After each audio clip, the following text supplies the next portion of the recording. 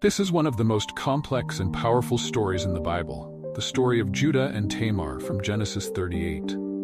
This narrative is layered with themes of family, deception, and redemption, revealing the complexities of human behavior and moral struggle. In Judah and Tamar's story, we see how pride, impulsiveness, and the desire for self-preservation can lead people to make choices that appear dishonorable. Yet, this very story highlights God's ability to bring justice and grace into situations marred by sin and turmoil. Through unexpected actions and unlikely individuals, God orchestrates His plan for redemption, challenging our assumptions about worthiness and righteousness.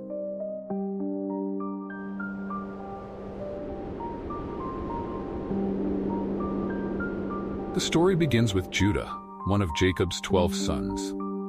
Judah's family at the time settled in Canaan is chosen by God to represent His people and to carry His promises forward. But Judah's life is already marked by moral struggles. Previously, he has been involved in a plot against his young brother Joseph. Judah and his brothers hurted Joseph, and he suggested Joseph be sold into slavery, a decision that weighed heavily on him and strained his relationship with his father and brothers. Yet despite Judah's flaws, he remains part of God's plan.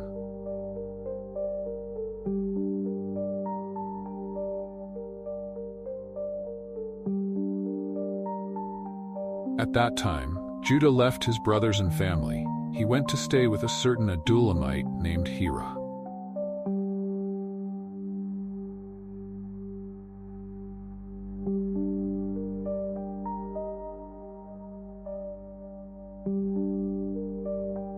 After moving away from his family, Judah marries a Canaanite woman, Shua.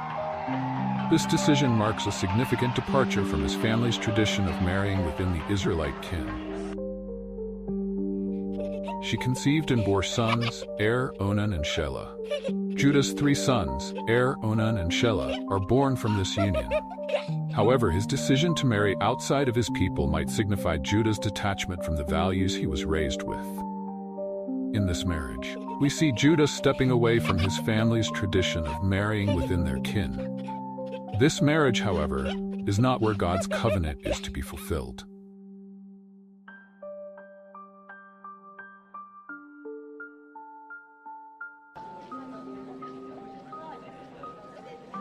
After a time, when Judah's son comes of age, Tamar, a young woman from the region, is chosen as a wife for Judah's firstborn son, Tamar represents the hopes for a new generation in Judah's family line.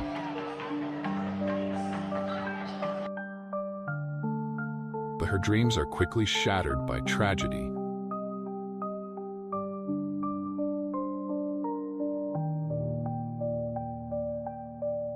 Genesis 38:7 tells us, Judah's firstborn, was wicked in the sight of the Lord, and the Lord put him to death.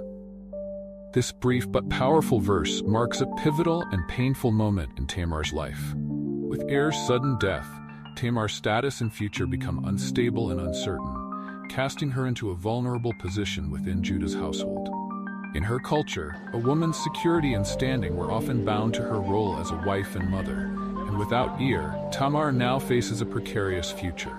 This loss not only brings personal grief, but also complicates her role and leaves her dependent on the customs of Levirate marriage, hoping for a resolution that will secure her place within the family and fulfill her hopes for the future.